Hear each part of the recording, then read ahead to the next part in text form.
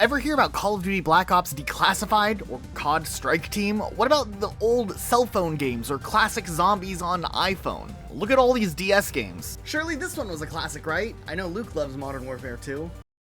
There's a huge number of Call of Duty games that released that weren't main Call of Duty titles of that year. Awesome, a surprise bonus for Call of Duty fans. Or were they some wild cash grab? When looking back at all of these types of games, no one looks back at Modern Warfare 3 and thinks, hey, yeah, I loved playing this game on the DS. So what actually was going on with some of these odd-ended games that released over the years? That's what we're going to try to figure out. So we're taking an in-depth look at every Call of Duty game the world has mostly forgotten about. Now we're going to separate this video into chapters based on the release order, but first we need to quickly look at the early years of Call of Duty. Call of Duty 1 for the N-Gage is a thing. Now this is a port of the original Call of Duty game, I think. I mean, I'm pretty sure the story and game follows the levels of the original, but the graphics here are so reduced, it's very, very different. It's really hard to tell what's going on here. Now, if you don't remember, the Nokia N-Gage was kind of one of the first smartphones ever released. It came out all the way back in 2002 and was the first major attempt to try to combine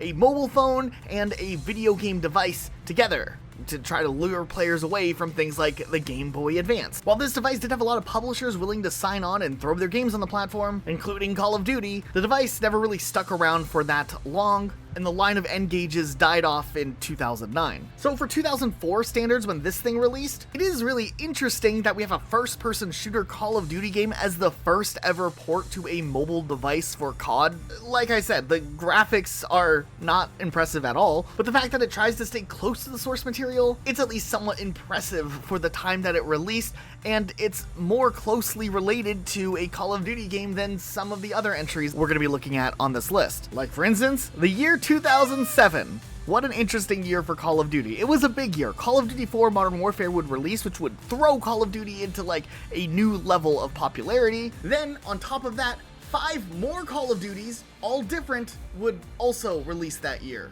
And there's people that think yearly COD releases are too much. So where do we start? Call of Duty 2 on mobile phones. This one came out a year after Call of Duty 3 came out, which is interesting, but what is this? Yeah, during the era of ringtone scams and surprise monthly charges on your phone bills, there were a ton of weird crossovers for phone games, and it was a time where phone games were charged in like a really egregious and anti-consumer way. But yeah, we had a Call of Duty game. It was a top-down game, interestingly enough, where you have to essentially dodge bullets and shoot enemies to make your way to the top of the map. It's pretty basic, but if you could complete a level, you'd be rewarded with text, giving you context to your contribution in World War II. I never did get to play this one, but it is interesting that this started the line of mobile games that would release on a pretty regular basis for the Call of Duty franchise moving forward. Call of Duty 2 also had a release for Windows Pocket, and this is an unexpected full game that actually came out, and I never got to experience this one. Honestly, I wouldn't even know how to play this game. You had to have a Pocket PC. It was like a little device which came with a stylus. Now what's interesting is that this game borrowed assets from the PC counterpart, but apparently all of the levels are unique, which is really impressive. So it's not like the N-Gage version, which was a port just watered down. This one kind of did its own thing, but it probably is almost as obscure, if not more obscure, than that N-Gage version of the game. Now, from what I can tell, this game actually runs surprisingly well considering what it is and how small the player base must have been back in the day. So I think this is a really interesting relic of the past. There was even an online mode with Team Deathmatch. I do really wish there was more information about this. There's not that much more known about this game. It's almost borderline lost media at this point. But yeah, who would have thought Call of Duty 2 for Windows Pocket was such a unique experience? Let's move on to the games that we actually could play though for this video, because this was an interesting ride in itself. Call of Duty Roads to Victory for the original PSP back in 2007, you know, when COD 4 was originally releasing. You know, Activision, they were throwing Call of Duty everywhere this year, and they put this one on the PSP, which has interesting history too, because this PSP game would also be later re-released as a free bonus to anybody who would buy Black Ops Declassified for the PS Vita. So this game saw 2 releases. on the PSP and then again a re-release on the PS Vita. Now, as for this game, what are we looking at here? A very interesting idea for a video game. And honestly, I remember playing this back in the day and I actually did quite like this game. The campaign is very good actually, and it is a solid World War II experience with various missions and different aspects of the war you get to see. Now you do have to remember, when this game came out, we only had COD 1, 2 and 3. And as a younger fella, I think I was 12 at the time, I thought this game was the absolute greatest thing I ever played. And that was maybe because I wasn't allowed to play shooter games. But anyways, I thought this was a solid experience. I think this is as good as Call of Duty 1 through 3. And obviously the formula for COD would completely change in 2007 with Call of Duty 4 Modern Warfare. So this game became kind of dated quickly. But hey, that wasn't it for COD in 2007. We of course had Call of Duty 4 for the Nintendo DS. And this would be the first ever Nintendo DS Call of Duty game, and this would start the era of Call of Duty on DS, which was kind of its own thing for a while. Sometime before 2007, Activision signed a deal with a studio located in Florida known as N-Space, and for the following years, N-Space would be working on the Nintendo DS versions of all Call of Duty games. But things were interesting to say the least when it came to these DS titles. We sat down and actually played all of the DS games for this video. Starting things off, we did notice for most of the DS games here, the performance is a little rough. Surely back in the day, we didn't care about any of this because, I mean, hey, it's Call of Duty on the DS! This is huge! This is exciting! But looking back now, after playing modern games, it sometimes feels like a slideshow if things get a little too busy on the screen. You do get used to it after a minute. Now with COD 4 right away in the campaign side of things, which is very loosely connected to the story, at the beginning you learn basic things like shooting, grenade throwing, bomb defusal, which is way more stressful than you would expect it to be. And then I even got to call in an airstrike, which was interesting because they had me training how to call in a real airstrike on a friendly tank that was only 10 feet away. And then after that we get ambushed suddenly and you're thrown right into like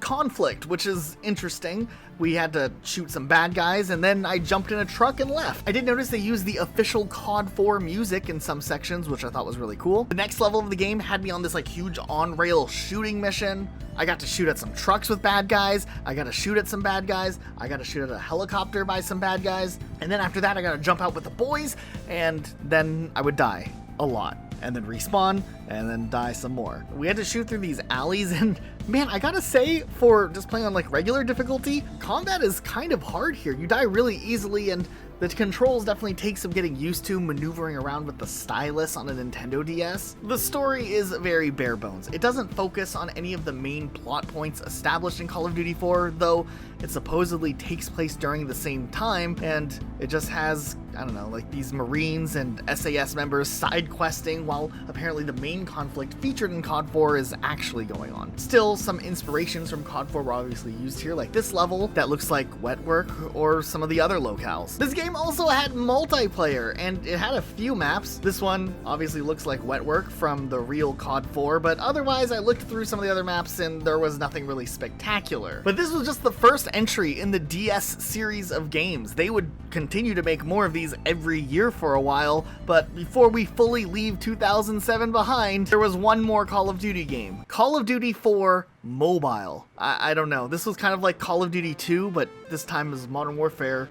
themed. From what I can tell, it does play a little bit different, but the story is actually kind of hard here. It follows a squad searching for Al-Assad, which is like way more of a connection to the main COD 4 story than the DS version had. And then at the end of the story, they meet their eventual demise, which is kind of tragic. Like, I can imagine someone crying over their LG Envy as their squad doesn't make it to the end. But wow, what a game. Apparently it only released on the Verizon store, so you had to have like a very specific phone plan if you were able to buy this game.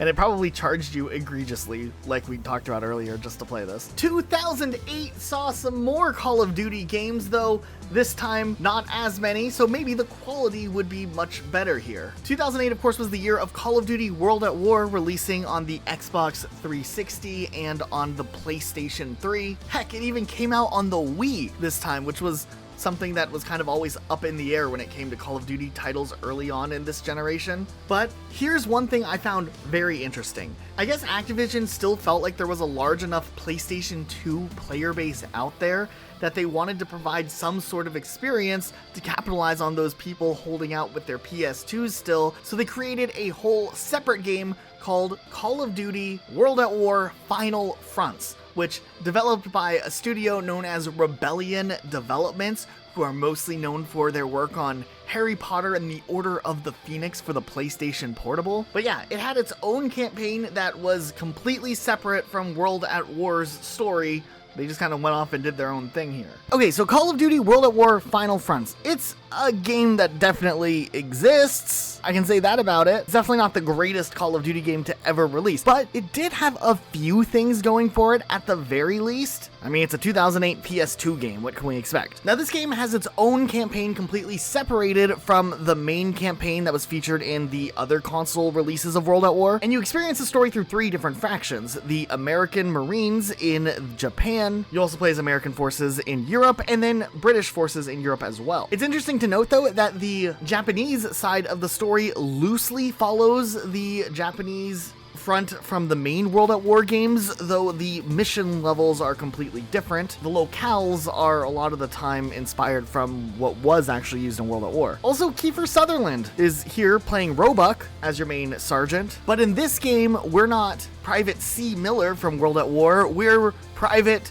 Joe Miller. So we still get called Private Miller in this. Now, while a lot of the Japanese side of the story does follow the main overlying events of the World at War plotline, it does differ quite a bit in objectives, and at the end of the game, both Polanski and Roebuck end up surviving, which is different from the actual World at War release. The non-Pacific campaign shows other protagonists too, like Private Tom Sharp, who is in the British 6th Airborne Division, and Private Lucas Gibson of the US 80th Infantry Division. And on these campaigns, we see Allied forces pushing into places like Belgium, Austria, and Germany. Now, right away, the game starts out actually feeling like a Call of Duty game, maybe an older Call of Duty game, like those more old school COD 1, 2, 3 type CODs, but Call of Duty nonetheless, and then like stuff hits the fan and you're immediately just thrown into the thick of it, where there is just like full on apocalyptic level warfare going on. The sky's red, everything is exploding, and it's a little bit chaotic. I think this is maybe where the gameplay kind of falls apart a bit. I think the mix of poor AI, which is kind of evident in some sections here, and some of the levels feeling like a little bit of a repetitive, large section of just like running past stuff and killing enemies along the way, seems to be maybe the most restrictive thing about World at War Final Fronts. And then of course this game didn't have a multiplayer mode at all.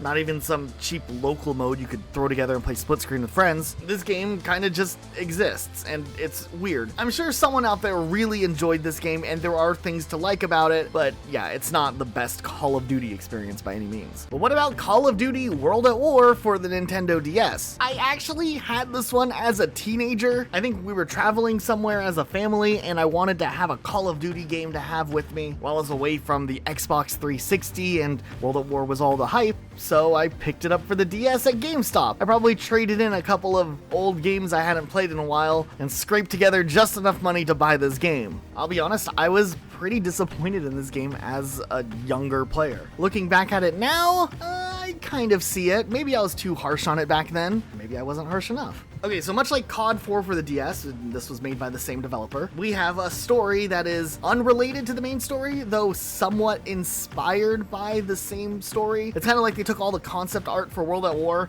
and gave it out to these developers working on the side games, and were like, hey, make a campaign that goes to some of these locales, like Macon Atoll or Silo Heights. There are some improvements to the geometry in World at War DS compared to COD 4, and I think the game runs a little bit smoother here. And once again, the story sees you play as different soldiers in 3 different militaries. Once again, the Marines in Japan and Okinawa, a British SAS private known as Owen Paisley, and this one has you play as a Soviet Army private, Private Demarcarado. yeah, I don't know how to pronounce this. Once again, there are similarities to a lot of the plot points hit in the main World at War game. Like, for instance, at the end of the Russian campaign, the Red Army pushes up and takes the Reichstag, and the Japan side of the game has taking over an old castle. I do find it interesting there was this extra European campaign that seems to be in both of these other World at War games that never made it into the final console release of the game, and knowing that there's a lot of cut content from the final World at War game makes us think that these games maybe included a perspective that was originally supposed to be in World at War that ended up getting cut due to time constraints. I don't think this would be the definitive way to experience those stories though, but it is still interesting how both of these games had this British side of the story as well that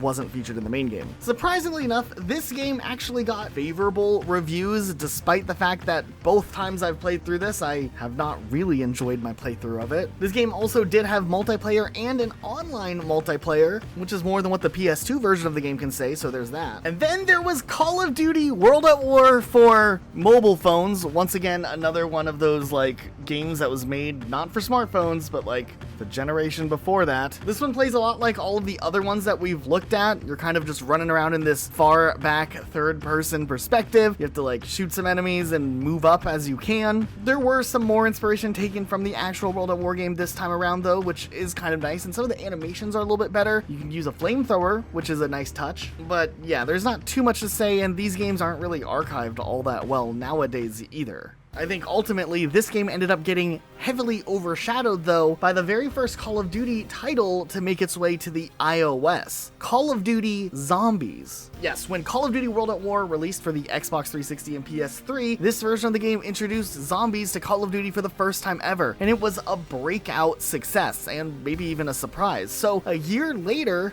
a Call of Duty World at War Zombies game would be released for iOS, which was a huge deal and was actually really groundbreaking for what type of games could even exist on an iPhone or an iPod Touch. Developed by IdeaWorks Game Studios, this game originally just had the first zombies map, Knockdown Toten, and players would have to use the touchscreen controls to navigate and survive as long as they could. Now, interestingly enough, I remember playing this when it first came out. The controls weren't all that bad actually. After a little bit of getting used to, you could walk around, aim, shoot, and survive. And while there wasn't a sprint option, the zombies were scaled in their speed, so you could always slightly outrun them at walking speed. I think it's really interesting that the tutorial for this game, teaching you how to play the game, shows the character Richthofen from Call of Duty World at War Zombies, and he's teaching you how to survive before he ends up turning into a zombie himself. Also, it's worth noting this game had co-op mode where you could play online in parties of 4. This was really groundbreaking that a game of this quality, coming off the heels of us being used to DS releases of Call of Duty, was available on the iPhone. But then, in an unexpected twist, things got even better here. While just having the first map alone was a pretty big success and probably what a lot of people just expected, since the first map is the smallest of all of them, this app would continue to be developed on and DLC would release for a paid price, usually $5, including all of the DLC maps of zombies from World at War as well. So Verrucht would release, and later on Shinonuma would come out as well. Even Der Riese, with all of its complexities and Pack-a-Punch, would get added in here too. And I remember playing this quite a bit during the summer months of 2010 maybe. This game actually stuck around for a really long time, and it remained in the App Store all the way up until 2018, so a lot of you may have actually played this one, and it was a pretty cool experience. There would be a follow-up game that eventually would go very downhill, and we'll talk about that in a little bit, but 2009 was also a very big year for Call of Duty as it saw the release of Modern Warfare 2, one of the biggest Call of Duty games of its time. Where do we even begin with this? Okay, this time around, instead of just naming all of the little side games that came out at the same time exactly the same as the main release of the game, Activision took a different approach, naming every Modern Warfare 2 game that released simultaneously its own title if it wasn't the main game. For instance, the DS game wasn't even called Modern Warfare 2, it was called Modern Warfare Mobilized, though the box art obviously was using the same key art from Modern Warfare 2. Now, since we had to look at 22 titles for this video, Luke was the one that actually looked and played through this one. And right away, the first thought on my mind was, is there a no Russian level in this game? Spoiler, there's not. You will notice with Modern Warfare Mobilized, the voice acting for sure is something else. Prince Fahad was seen today for the first time since his family fled the violence in the former kingdom. My people will not stand for this illegal occupation. Yeah, this game is interesting. It's also, you know, standard to that DS lag, and this really just makes the whole gameplay slow down. It makes it harder to aim, and the ADS can be really confusing at times with the way that you have to click on the screen, and we noticed from all the DS games, trying to use your ADS sometimes just takes more time than just shooting from the hip. Luke did notice that there's a puzzle like halfway through the first mission where you have to guess 3-digit codes, and then these lights will tell you how many are right and if they are wrong and the right position. But the puzzle also doesn't tell you what number is right or wrong. It's like a Wordle type game, but with numbers instead here. And there's this like self-destruct timer that starts. It can get pretty stressful. Now, Luke did mention that this game was really, really hard and kept dying. Maybe it would have helped if Luke played the previous titles, because part of the level required him to call in an airstrike, and he had some trouble figuring out how to do that, where, you know me, I had my experience calling an airstrike 10 feet away from me. There are some other interesting things that come up here that weren't in the other Call of Duty games, like you have to take out an APC to finish a level with an RPG, and Modern Warfare 2 for the DS, or Modern Warfare Mobilized if we want to get real specific, has 16 levels of just this type of stuff. Long story short, I think the campaign is mostly about tracking down a nuclear device that the villain from the first Modern Warfare DS game might have purchased. I didn't even know there were villains in that. It seems like the soldiers keep getting to the locations like 3 or 4 times, the nuke gets transported away every time, but eventually they catch up to the nuke and disarm it when it's in Russia. So once again, it doesn't really have to do anything with the Modern Warfare story itself, and also doesn't seem like there's any characters from any of the main Call of Duty games featured in this game either. Also, the story is kind of generic. Like, we have a bad guy named Prince Farhad, but they didn't even bother to specify what country he's from. They just said he's the former rulers of a Middle Eastern country. You know, some deep lore building here. And of course, there was a multiplayer with this one as well, with 8 maps. They were relatively small, but you know, this was only a 6-person multiplayer game, so you could either host a local 3v3, and with the Nintendo WFC network closing down, you can't connect to the online servers, I guess, but maybe with some tunneling software or something you could, but that'd be doing a lot to play online multiplayer in Call of Duty Modern Warfare Mobilized. The maps are pretty small and generic. There's this map that looks like a Walmart version of Crash from COD 4. There are also some extra modes you can unlock, like a challenge mode that throws you in a campaign level and gives you a time limit to kill a certain amount of enemies. There's even a survival mode that can throw you on a multiplayer map and have you just survive an onslaught of enemies, but yeah, that's Modern Warfare 2 Mobilized on the DS, but it wasn't the last one in the Modern Warfare trilogy, because we would see a Modern Warfare 3 release too, but with Modern Warfare games releasing every other year, we also had a Black Ops game that would come to the DS next. But hold up, where are we going? We can't leave Modern Warfare 2 behind. There were other games, like Modern Warfare 2 Force Recon for the mobile phone. Once again, this time they did call it Modern Warfare 2, but added a subtitle so you didn't get it confused with the main Modern Warfare 2. For phones that aren't iOS, once again, I think you guys can probably guess what the gameplay was like, and you'd be pretty accurate. I will say these games with each iteration become more and more interesting. Like, there's a lot more left and right movement besides just running up. So look, they're innovating, I guess. Okay, now we can move forward and finally talk about Call of Duty Black Ops for the DS, the first DS game to introduce zombies mode. Wow.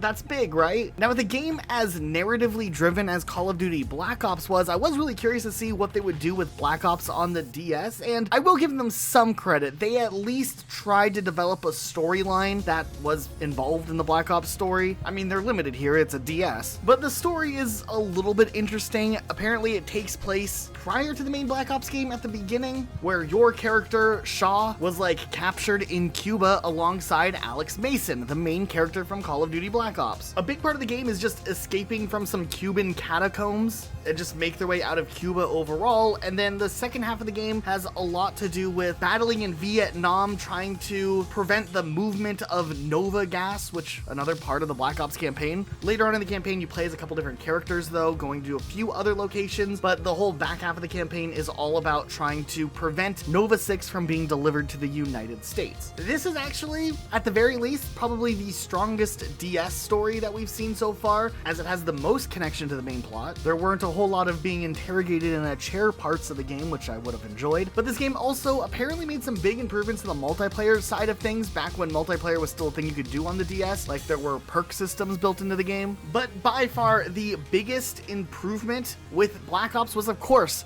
the Zombies mode being introduced to a DS game. Now, I'll be honest, I played a little bit of this, and Zombies on the DS is way harder than the console version of the game. Now, we do have 4 maps, which is actually quite a lot, though the maps are really small. And coming to this game after playing the iPhone version, I will say this is a bit of a downgrade. It's not as good as the iPhone version or the original version, though it's still Zombies on the DS, which is overall a W. I'm pretty sure a lot of people who had this game back in the day really enjoyed it, especially with how challenging the difficulty is. Now, there are some familiar things, like there's the random box, there's weapons on the wall that you can buy, and barriers that zombies seem to just go through really easily, but there's also no wonder weapons, so you're not going to see like a ray gun or a thunder gun or anything like that. There's no perk machines or pack-a-punch either. They did include dogs though, like the hellhounds, so that seems fair. I will give them credit, they did have local online and co-op mode available for this, so you would be able to play with a friend. I think it was limited to just one other player, don't quote me on that, but from what I'm able to see from here, we can't connect online once again. But yeah, I think this is a cool feature. I think it would be really awesome if one day we get another Zombies Chronicles DLC, if they just like threw these maps in because they're so basic. It'd be really easy to do it in a modern game like Black Ops, for example. I'm sure the modding community could do it too, but I would like to see an official release of these maps to some capacity, not for the gameplay experience as much as I think it would be really cool to see these levels preserved for their historical significance of being zombies on a DS. Okay, but then we had Call of Duty Black Ops Mobile, and this was the last Call of Duty Black Ops game to release on like the old generation of phones. Everything here going forward was all on smartphones. This game didn't really seem to change that much. It's a lot like the other mobile games of Call of Duty released over the past really just 3 years at this point, except this time the story involves Vietnam, and it does actually seem to have a little bit more narrative than some of the other ones, so there is some effort there, but not, you know, you're not getting like a AAA experience out of a game that looks like this. I think whether you played Black Ops Mobile or any of the other Call of Duty mobile games, your experience is probably really similar. Maybe you had some fun on a long car ride playing one of these games, but for the most part, I don't think that these are games that like people are, you know, longing for or really miss. There was one more Black Ops related thing that came out, but before we get to that, technically Modern Warfare 3 Defiance for the DS released at the end of 2011, marking the final Nintendo DS Call of Duty game to ever release. Now this one definitely built off the Black Ops DS improvements that were made, and from there were a couple other little tweaks and refinements made, I think mostly on the multiplayer side of things. Now the game is actually set around the time of the last mission of the Modern Warfare 2 main release and the events that lead up into Modern Warfare 3, which is kind of cool, and it takes you to more places in the US side of things than any other DS game. Like, we get to go to Alaska, Nevada, and Baltimore. Who hasn't wanted to experience a Call of Duty-like experience in Baltimore? The multiplayer has 7 maps from previous titles and 7 new maps, so they're kind of paying homage to the DS games that came before it, which is kind of neat. Like, for instance, remember the map Shipyard from Modern Warfare 2 Mobilized? No? This one? Well, it's back, and it's way bigger for no apparent reason. Besides that, there are some other interesting cool locations that did show up in this multiplayer, like this casino, and you know, these maps are made for DS, so how good can they actually be? But you know what? Modern Warfare 3 was, at the very least, this Defiance version of the game, a big improvement from where they started with Call of Duty 4 Modern Warfare DS. Maybe not as big of an improvement as you would expect, but improvement nonetheless for having to, you know, make a DS recreate a Call of Duty-like experience. A few months after Modern Warfare 3's release, though, the iOS saw a follow-up game in Call of Duty Black Ops Zombies, which was incredible. It took the formula from Call of Duty World at War Zombies that released on the iOS with those 4 maps and gave a Black Ops experience of that, where you got to play Kino der Toten right out of the gate. Now, this version of the game released also with online capabilities like World at War, except we could now use voice chat, which is big, I guess. And now there was the ability to do things like crouch and prone, which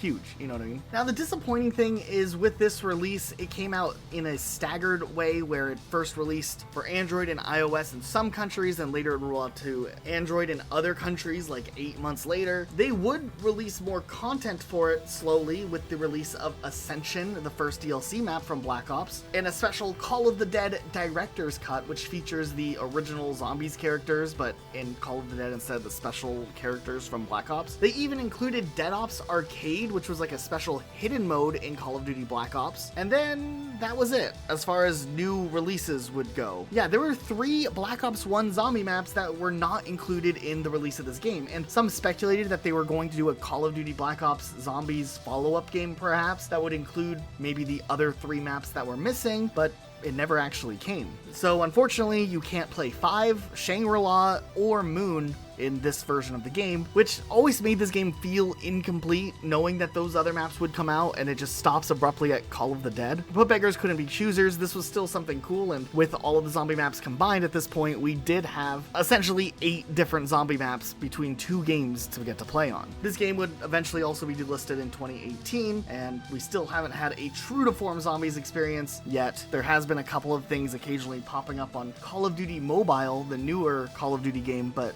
nothing in the traditional sense of what we had. But now we're already in 2012, the year of Black Ops 2, and that was a big deal. This year saw the big release of Call of Duty Black Ops Declassified for the PS Vita. Now, as a teenager, I never had a PS Vita, but Luke did. So I was actually one of the few people I know that owned one of these. And I think I might be the only one that still owns one of these.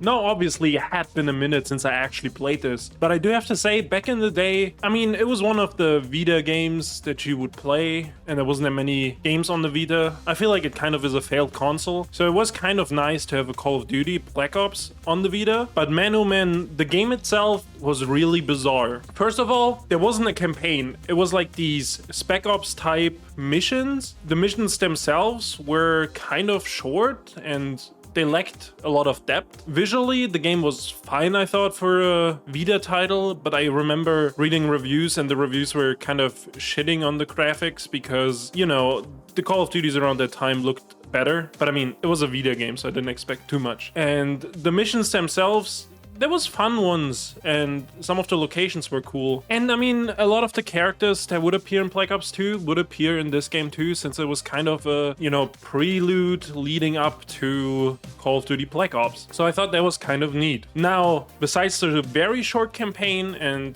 the very short missions you could play, and if you go to howlongtobeat.com, you can see that this game is only between an hour 20 and 2 hours long. Multiplayer also lacked a lot of content. There was only 7 maps, and there wasn't a lot of variety in game modes either. Now, the multiplayer itself, once you load it up on a game of Nuketown, it was actually kind of alright. It was fun to play, like on a handheld, you know? It wasn't the worst experience I've ever had. Throughout editing this video, I've definitely seen worse games on handheld devices for Call of Duty. But yeah, there just wasn't much to this game. It really felt like a shell of a Call of Duty game. And I think that was the biggest issue, that it was just very, very basic. And I mean, you know, I'm a little nostalgic for this game in a way. If they ever decide to remaster this as a bonus to some Black Ops game, I would actually probably like that, because as a Spec Ops mode, I think it could be tagged onto a newer Call of Duty as a remastered Spec Ops mode, obviously. But yeah, this was a console exclusive Call of Duty game, and you know, we got this kind of game, and it really was underwhelming. Moving forward, 2013 was the year of Call of Duty Ghosts, but before that we did see an interesting release, Call of Duty Online, which was released in China exclusively as a free-to-play Call of Duty experience that honestly was a Call of Duty fan's dream, practically. It took the best maps from COD 4, Black Ops 1, Modern Warfare 2, even some stuff from Modern Warfare 3 and Black Ops 2, and combined them into some super Call of Duty game that had weapons and maps from all of the Call of Duty games combined, just the best of the best, and it was released as a free-to-play game exclusively in China. So if you're a COD fan, you really couldn't experience this. I remember trying to play this back in the day because I loved the idea of it. Getting to go back and revisit some of my favorite maps. Heck yeah. You had to use a VPN and some tunneling software to connect. And then of course you had to play with terrible ping because the servers were only in China, which made the game practically unplayable. So rest in peace there as someone living in North America, but hey, the people who were living in Asia and got to play that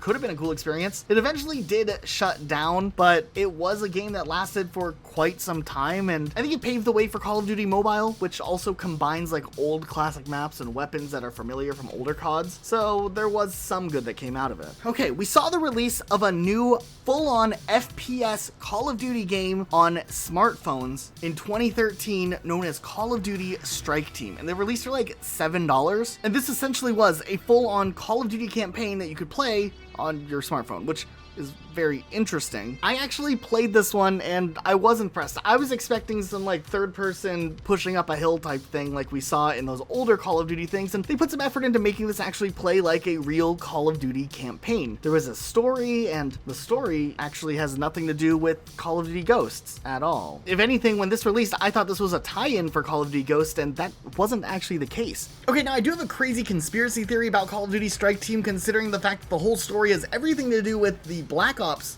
story timeline and not anything to do with Call of Duty Ghosts. I almost suspect that this game was supposed to release a year earlier and then was delayed and pushed to release to coincide Call of Duty Ghosts, even though the story is very much Black Ops 2 inspired. Nonetheless, Call of Duty Strike Team takes place in the year 2020 and essentially directly ties into some of the plot points from Call of Duty Black Ops 2. Essentially, you're hunting down those associated with Raul Menendez and Cordes DA. They're trying to stop his plans to initiate essentially what is a second Cold War. Now, I will give credit where credit is due. This game does utilize a couple of recurring locations, but they utilize them in such a way where it doesn't necessarily feel super repetitive, and we do get almost a full campaign type experience here in a game that is first person, but then there's a lot of third person elements to this game as well. There is some strategy where you have to customize your squad's loadouts and abilities, and you kind of switch between this back recon type angle into the run and gun FPS view that most people are familiar with in a Call of Duty game. This was an interesting game to release, a little unexpected, and I don't think they really did anything like this ever again. Maybe they were testing the waters to see how a campaign would do, released just randomly on iOS, and the game itself didn't really do too well in the charts. Matter of fact, about a year after this release, Activision announced that they would be closing down the studio, Blast Furnace, that was branched out of Activision specifically to make this title, and yeah, now that studio is no more, so no more Call of Duty Strike Team sequels should be expected in the future. So with that Call of Duty game not working out too well, the next year, 2014, we saw the release of Call of Duty Heroes, which was completely different than what you would expect from a Call of Duty title, though this game would bring back familiar faces from past Call of Duty games like Ghost, Soap, and Price. Call of Duty Heroes was essentially Call of Duty's response to the popularity of Clash of Clans. Okay, I want to just like go on this like tangent about how this is such a weird idea for Call of Duty to go down, but I bet you out there were some people who played this game and really thoroughly enjoyed it because the Clash of Clans formula is popular. Long story short, you take control of units that are called heroes in this game and you go and you destroy enemy bases. There are some things that are very Call of Duty inspired, like how heroes can get their own kill streaks to use, and they're popular kill streaks from Call of Duty games like Predator missiles or chopper gunners and whatnot. And to say the least, this game did get updates for a little while and managed to stay alive all the way through 2018. It made it 4 years before it finally was shut down, and it did release on more platforms than other ones, releasing on iOS, Android, Windows, and Amazon. Fire phones were a thing, and then like the Fire tablets. This game was developed by a newer studio known as Face Roll Games. We absolutely cannot forget about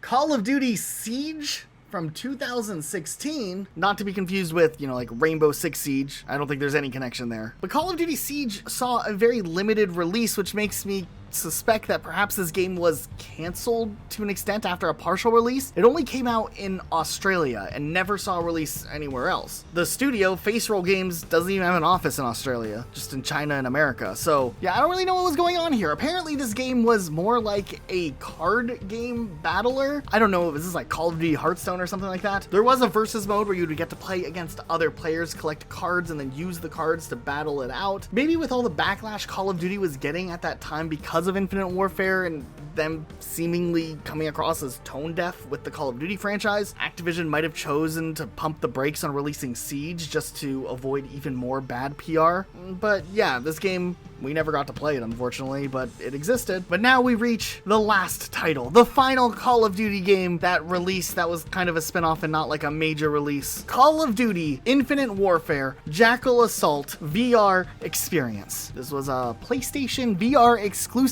virtual reality downloadable mission for Call of Duty Infinite Warfare. I read that off the wiki. There's really not too much to this game. It's an interesting concept where you're in VR on the PlayStation VR and you get to control a Jackal, one of those ships from Call of Duty Infinite Warfare, and patrol and fight in combat. It's a pretty short-lived experience where you get to fly around and do stuff, but it definitely was neat and it was polished at the very least. Now, obviously, it wasn't the most accessible game in the world, only releasing on PlayStation and you having to have a VR headset, but I want to say for the people who have actually played this, it was a positive little thing to get to do. It was just a downloadable bonus mission, but it was a cool little added bonus for free for PlayStation players, so hey, why not? I don't know if this will go down in history as one of the greatest forgotten Call of Duty titles, but it is a Call of Duty title of all time. If you're new here, maybe subscribe so you get more content like this. Just try it out. If you change your mind later, you can unsubscribe, whatever. We would really appreciate the support. If you like this longer video, check out our Call of Duty Black Ops secrets that you may have missed. We go into a ton of little details from the Black Ops saga. It's a really long video. We look at everything, multiplayer, campaign, zombies. Huge thanks to our patrons for supporting our channel. And if you want to support our channel, maybe consider joining up the patrons and get your name in the credits right here. Otherwise, thanks for watching. We'll see you guys next time with a brand new video.